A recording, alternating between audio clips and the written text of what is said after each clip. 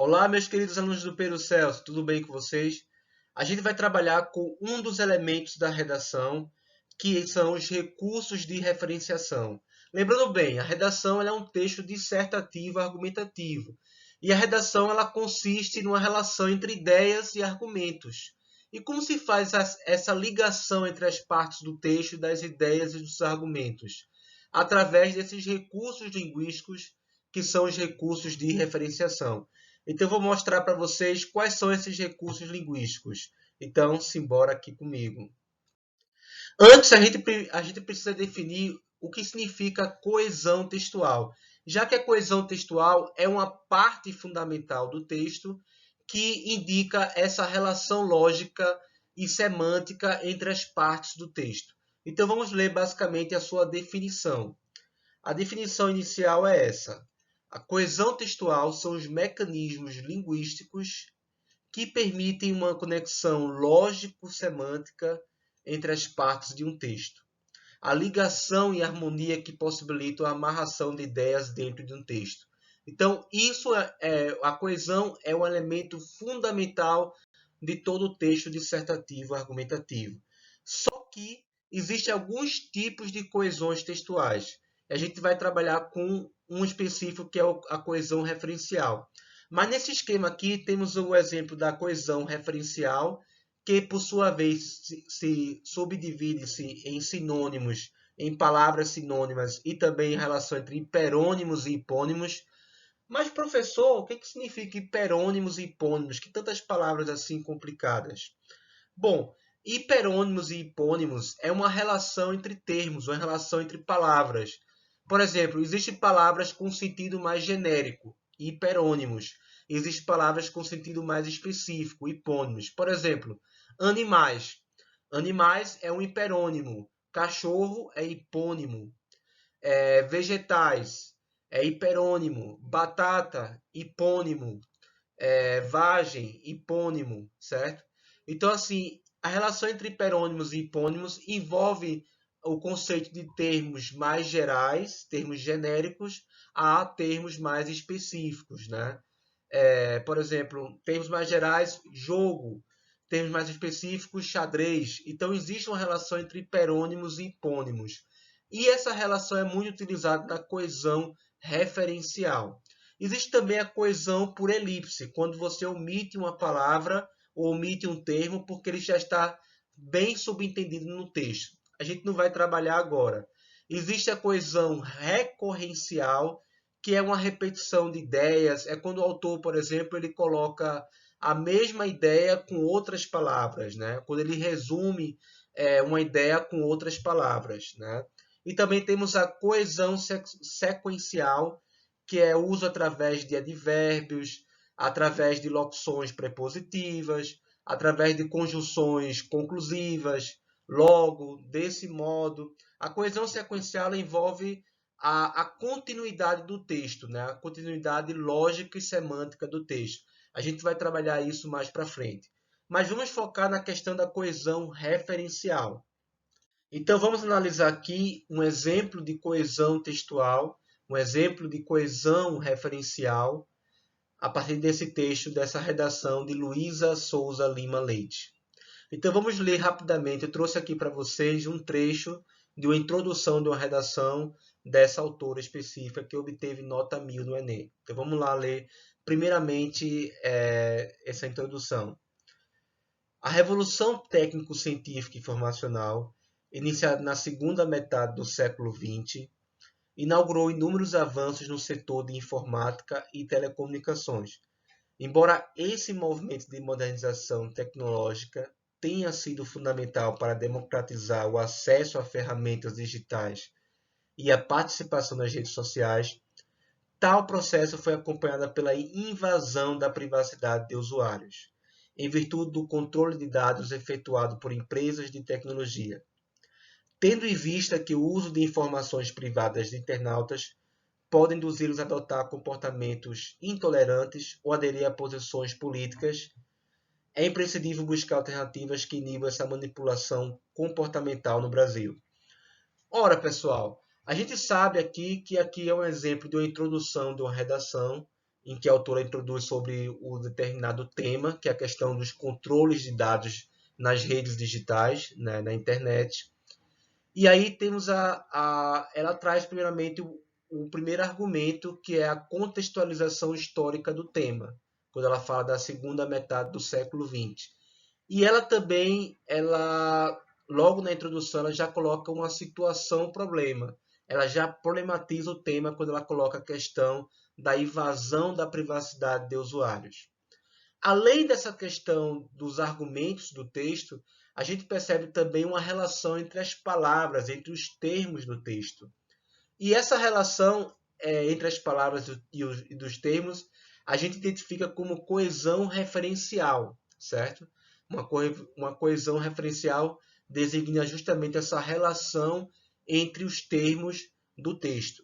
Então vamos lá identificar qual é essa coesão referencial. Bom, ela fala principalmente sobre a questão da revolução técnico-científica e informacional, que, iniciado na segunda metade do século XX, inaugurou inúmeros avanços no setor de informática e telecomunicações. Embora esse movimento de modernização tecnológica. E aí, pessoal, já tem uma relação entre as palavras, entre os termos. Quer dizer, quando ela coloca movimento de modernização tecnológica, é nada mais nada menos do que a revolução técnico-científica e informacional que ela mencionou anteriormente. Essa relação entre termos mencionados anteriormente e o uso de outras palavras que designam esses termos mencionados anteriormente, a gente chama de coesão referencial por anáfora. Bom, professor, parece grego que você está falando. Mas pessoal, coesão referencial por anáfora é justamente essa relação entre as palavras, entre os termos de um texto, né? Então, o texto, em vez de repetir aquela mesma palavra, ele traz uma outra palavra com sentido mais genérico para fazer esse elemento de coesão textual do texto, certo? E aí ela fala o seguinte: tal processo, essa palavrinha aqui, tal processo, né? Ela designa, por sua vez, tal processo o quê? Esse processo é nada mais nada menos do que o movimento de modernização tecnológica. Então a gente percebe, pessoal, essa relação entre as palavras do texto, né?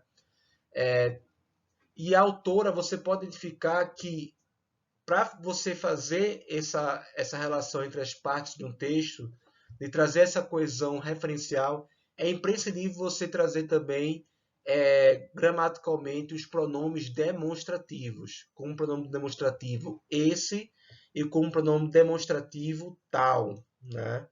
Então, os pronomes demonstrativos ele tem um valor de coesão referencial no texto de uma redação. Então, é imprescindível vocês utilizarem o pronome demonstrativo. Esse, este, aquele, tal, certo?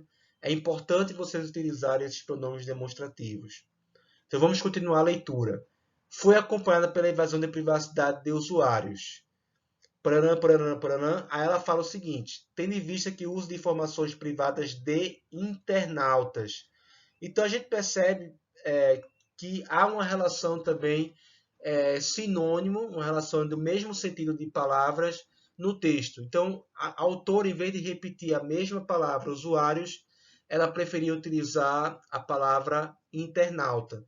Então, pessoal, a coesão textual, na verdade, é uma relação de permuta entre as palavras. O que é permuta?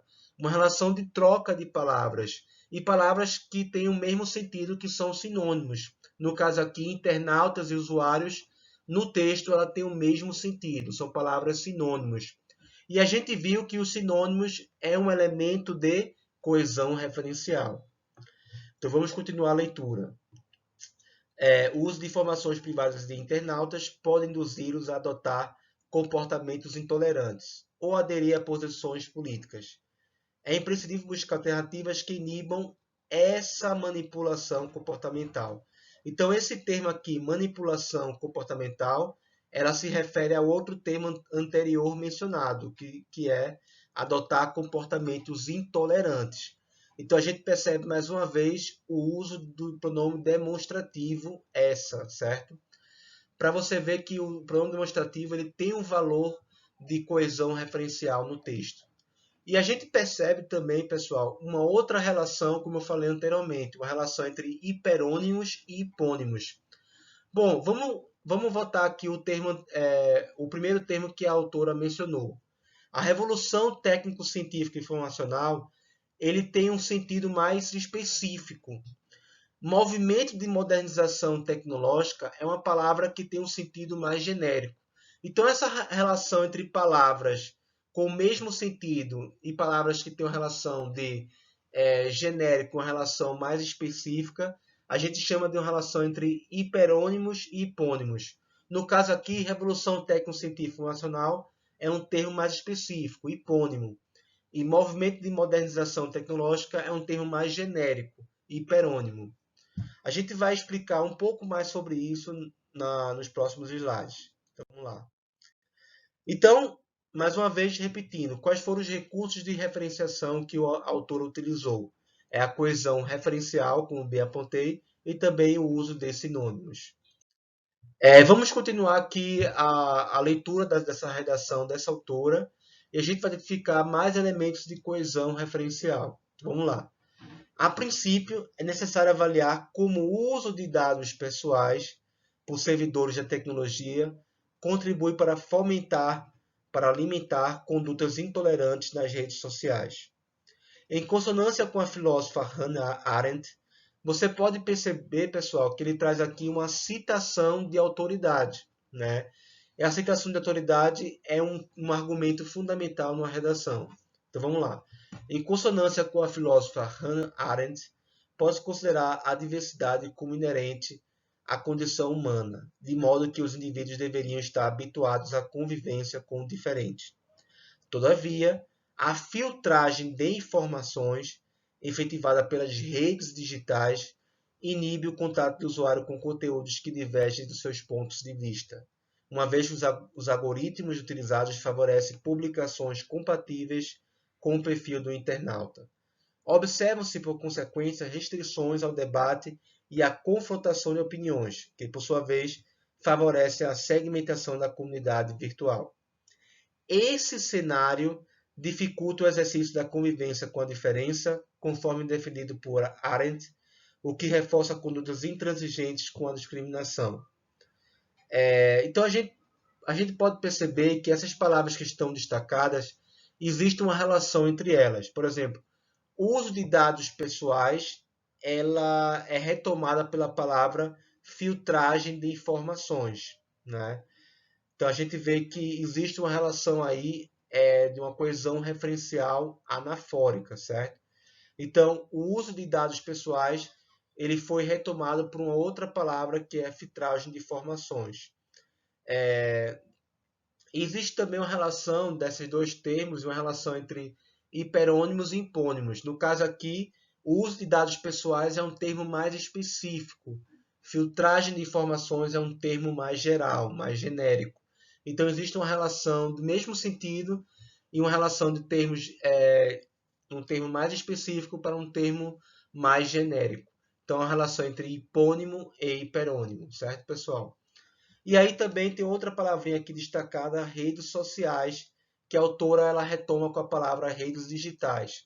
E mais uma vez há uma relação direta entre hiperônimos e hipônimos. No caso aqui, redes digitais ele é um termo mais genérico. Redes digitais pode ser vários tipos de redes. Redes sociais é um termo mais específico. Então, essa relação entre hiperônimos e hipônimos é muito comum numa redação. E é muito comum muito comum porque há uma relação entre essas palavras, tanto hiperônimos quanto hipônimos, né? Então, essa relação ela se classifica como uma coesão referencial, por uma coesão referencial, como a gente mencionou anteriormente. Esse cenário, a gente percebe que esse cenário designa o quê? Esse cenário que ela argumentou anterior sobre a questão da filtragem de informações, sobre a questão do uso de dados pessoais, sobre a questão da aceitação da autoridade pela filósofa Hannah Arendt. Então a gente pode perceber claramente que esse cenário ele designa todo o argumento anterior que a autora mencionou, certo? E mais uma vez temos aqui o uso do pronome demonstrativo esse, né? Então, essas palavrinhas, esse cenário, essa situação atual, são palavrinhas que vocês podem utilizar numa redação e que é de fato um recurso de referenciação. Vocês podem utilizar esse cenário, essa situação atual, esses fatores, né? Enfim, você pode utilizar alguma dessas expressões que é um recurso um recurso de referenciação do texto. Tá ok, pessoal? Então, quais foram os recursos de referenciação que a autora utilizou? A relação entre hipônimos e hiperônimos. No caso aqui, o uso de dados pessoais é hipônimo. Filtragem de informações é um termo mais genérico, hiperônimos. Aqui também outra relação entre hipônimo e hiperônimo. Redes sociais é um termo mais específico. Redes digitais é um termo mais genérico. Lembrando bem que essa relação entre hipônimos e hiperônimos ou vice-versa, né? Ela envolve uma relação direta, uma relação do mesmo sentido da palavra, só que a autora utiliza um sentido mais genérico e às vezes ela pode utilizar um sentido mais específico, certo?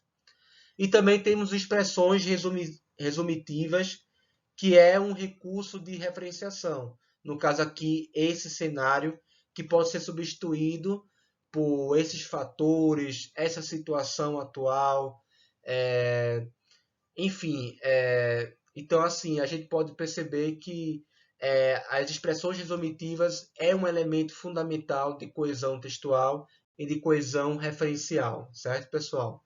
Então fica aí a dica aí para vocês e até a próxima.